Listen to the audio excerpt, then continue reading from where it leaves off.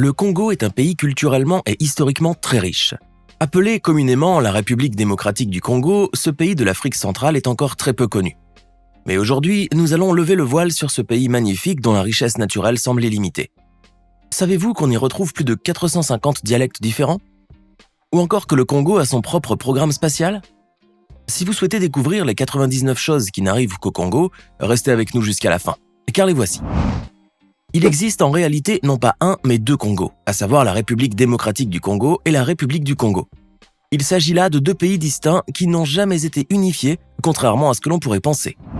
En 1885, lors de la colonisation belge, le Congo a été la propriété privée du roi belge Léopold II. Ce n'est qu'en 1908 qu'il a dû remettre sa propriété à l'État belge. À son indépendance, en 1960, le Congo a adopté le même nom que son pays voisin. Obligé de se différencier, le pays a opté pour le nom de République démocratique du Congo.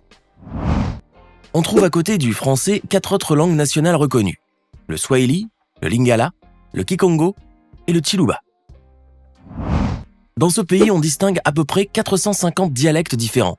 C'est donc l'un des pays les plus multilingues de l'Afrique.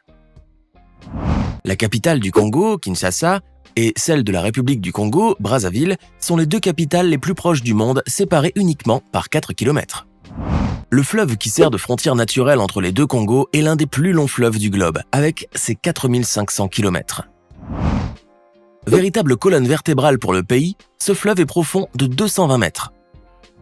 Le parc national de Virunga, situé en République démocratique du Congo, est le plus ancien parc de toute l'Afrique.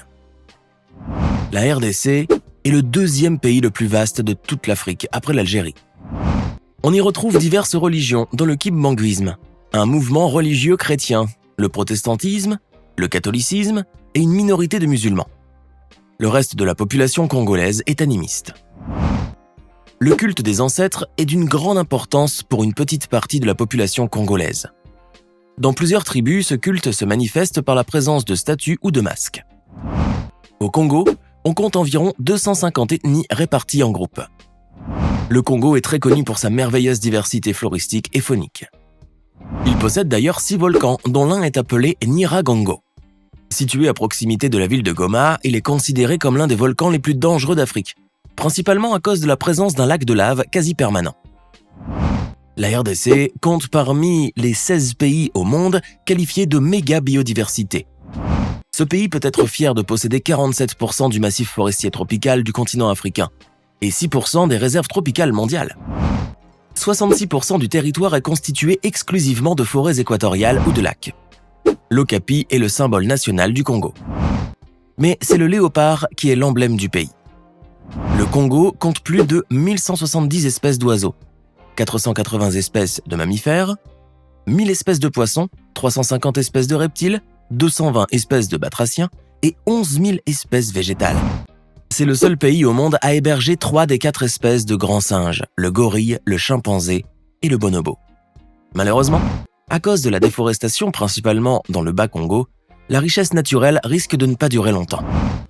Selon l'organisation Greenpeace, le pays pourrait perdre 40% de ses forêts d'ici 2050. Toutefois, le Congo a bien d'autres richesses, dont notamment plusieurs ressources naturelles et minières.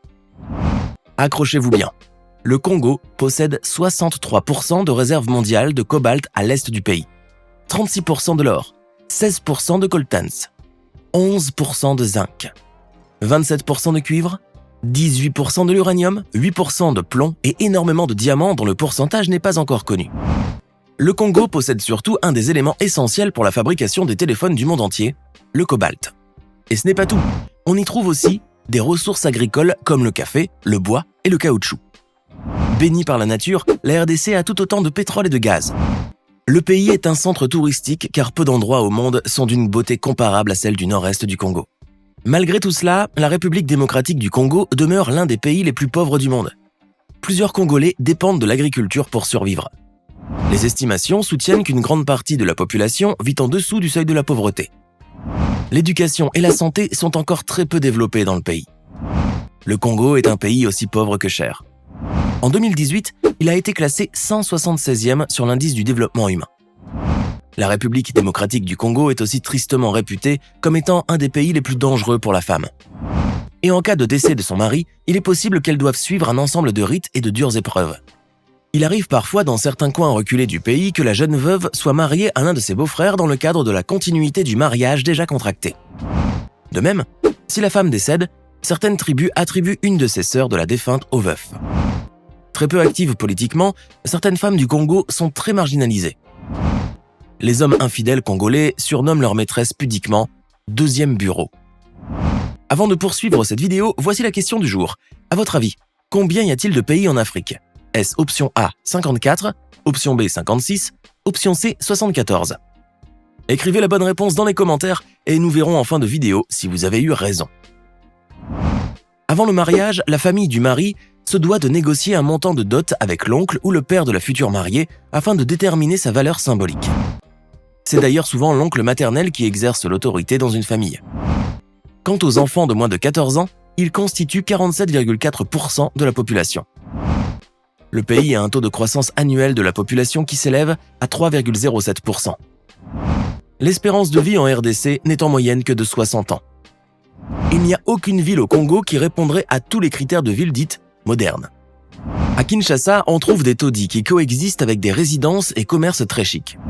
Néanmoins, Kinshasa est aussi célèbre dans la sous-région comme étant un carrefour de la diversité culturelle, où pratiquement toutes les ethnies, les langues et les cultures du Congo se côtoient.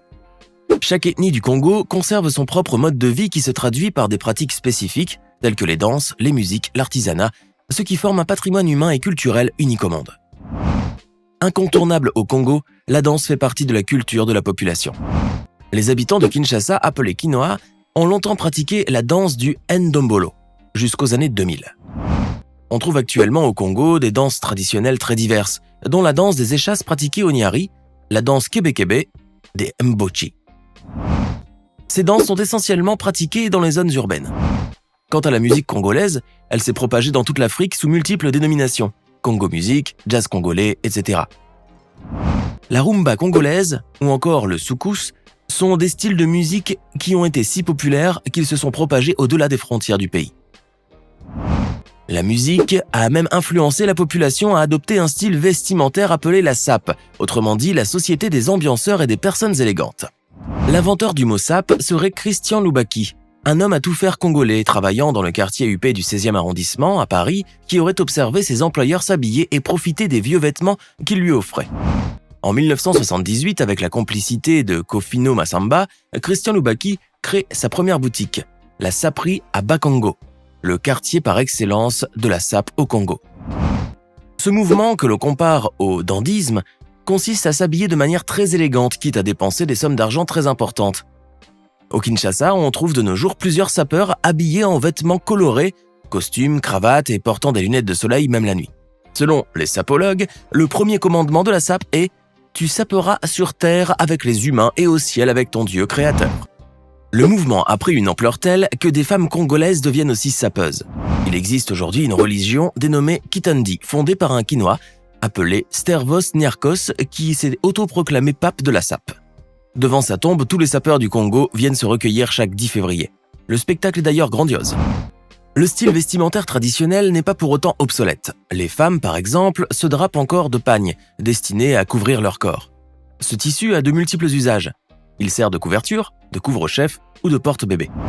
Le pagne a même une toute autre dimension. La femme congolaise s'en sert aussi pour manifester son élégance et sa réussite sociale.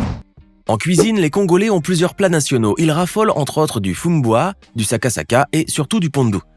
Un plat composé de feuilles de manioc consommé absolument partout au Congo. Certains Congolais aiment mettre de la mayonnaise dans presque tout ce qu'ils mangent. Cependant, au Congo, certains habitants consomment aussi de plus en plus des insectes. Au marché Gambela de Kinshasa, on trouve facilement des grosses larves de charançon blanche, des chenilles légèrement croquantes ou encore des termites cassant sous la dent. Il est souvent déconseillé aux touristes de prendre des photos des habitants, car cela pourrait les contrarier. Il s'agit là d'un respect à accorder à toute personne, quel que soit le pays où tu te trouves. Il est déconseillé de prendre des photos sans demander la permission. La RDC est un pays où les moustiques envahissent tous les logements et peuvent transmettre des maladies graves telles que la malaria. C'est pour cette raison que les habitants du Congo dorment le plus souvent possible sous des moustiquaires.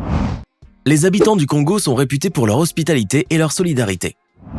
Par respect, toutes les femmes du Congo sont appelées maman si elles sont mariées ou même si elles n'ont pas d'enfants. Les Congolaises n'hésiteront jamais à aider n'importe quelle femme ayant des enfants. Au Congo, la plupart des familles disposent de sa propre hiérarchie interne. Les aînés prennent en charge les cadets qui leur doivent du respect. Malgré les coutumes ancestrales prédominantes et la pauvreté qui y règne, le Congo possède son propre programme spatial. Ce programme appelé Troposphère est l'initiative de la société Développement Tous Azimuts. Troposphère 2 et 4 ont été des fusées lancées dans le ciel à environ 1500 mètres d'altitude avec succès. Fière de ses exploits, la RDC projetterait désormais d'envoyer un jour dans l'espace le premier astronaute africain. Maintenant, à votre tour de nous dire en commentaire laquelle de ces choses qui n'arrivent qu'au Congo vous a le plus étonné.